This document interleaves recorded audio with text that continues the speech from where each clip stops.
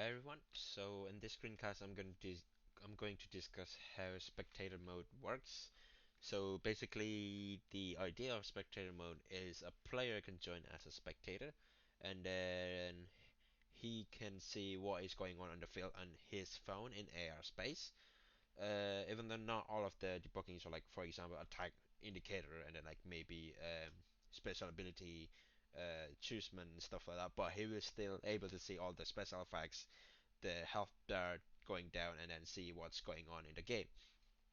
Now, this I can and the screencast is just gonna show you what does it look like and what is the feel of the spectator from one player because I only have one device, it's my PC and my phone, but that should be good enough to demonstrate how or what the idea of beyond the spectator mode, and then I can explain how joining a spectator mode and then how is it different from a player joining in the game in the back end perspective. So in order to join this, in the join as a spectator on the join lobby, you just click spectate once you have your name and your room selected, and then you can see here my PC, which is what device the device I'm currently on, is a spectator, and I have my phone as a host. Then just let my phone into start the game.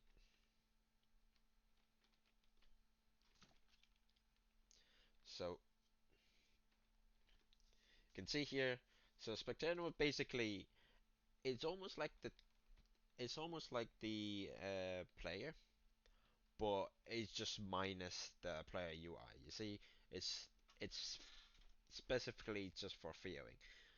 Obviously, maybe an idea of like the timer still shown, but we can just easily add that now. Just gonna quickly move something on my phone and see if it's updating as well on the other side of the thing. So I'm just gonna move my tag. So you can see spectator is still able to see what is going on in the game, and like I just got my tag there, so you can see the spectator is just able to view. So this is nice for a social gathering. You know, people that is not practically involved as a player, you can just join a spectator and see, oh, okay, yeah, instead of look over the shoulder someone phone or like one of the player phone, which is like phone is really small, so like it's not really practical. So this is a nice mode that we are implemented on the game, which is kind of inviting more than just two players. So you can just view the game together with your friends. Now that we already see what does it look like in a game, now we just jump in on the scripts. So there are two things that we need to remember. So in order to the game notice that, oh, it's a spectator type of player instead of just either a host or just a normal player, we need to choose something on the menu and then network manager. So let's just open up network manager here. So you see, in the network manager, I have a player type, a player and spectator. And oh, I'm sorry, not using this yet. But basically, I have a less of spectator. Uh, Now the spectator is to hold on a less of people that wants to join the spectator. So now in the menu, if you see on the buttons here, and on join room button. So it's not just on join room, which is like a normal if you want to join as a player. I use this method, which is on join room as a spectator button, which is almost doing the same thing, but I have this boolean join as a spectator equals to true. Now you see now after clicking that button, it will trigger the on joint room. So this is an override from upon RPC, which is automatically called if you do this joint room. Now on the on joint room, basically this is so set lobby screen, and then if we just ignore this, then you're play joining as a player. But because the join as spectator is true, now I have to activate the add spectator on the so all the devices know that there's a spectator coming in. Now add spectator itself is quite simple. Let me just find it. To add spectator.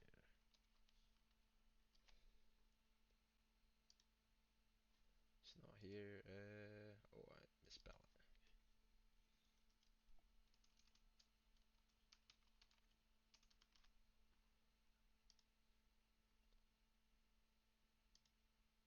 Yeah. So in the menu, there's an add spectator here. So basically, it says on the network manager, get that list of spectator, and then just add the nickname.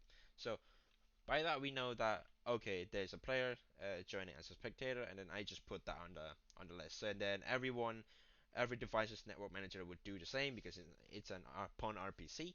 So everybody has the same list of spectator. Now, when we go into the game mode, which is go into the game manager mode, so it will say it will go through a phase here in the start where it tries to spawn all of the players. Now, all I need to do is just to inspect all of the players that is actually in the room, regardless of the spectator or not, and then check if that nickname is contained in the spectator. So if it's not contained, then I say, okay, I am a player, so I will do all of this. So set the player UI active, set the clock active, set the I'm in the game, which is that is how I the method to spawn in the player prefab, and then start the clock. Now, if I am inside the spectator list, just ignore all of those. Basically, don't spawn anything, don't do anything. Just set all of this map control and grids. So basically, you can still see the grid.